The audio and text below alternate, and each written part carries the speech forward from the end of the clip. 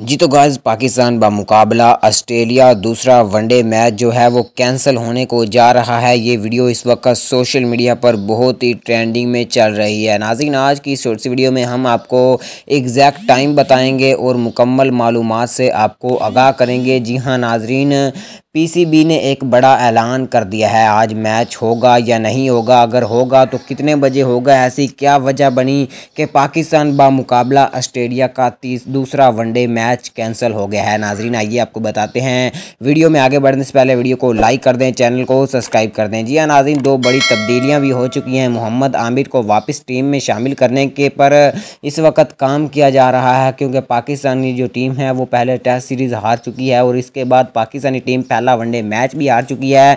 नाजरीन ग्रामी, आपको बताता चलूँ क्रिकेटर शायकीन इस वक्त काफ़ी ज़्यादा परेशान नज़र आ रहे हैं। पाकिस्तान की जीत के हवाले से पहला मैच, दूसरा वनडे मैच जो है वो आज 3 बजे स्टार्ट होगा।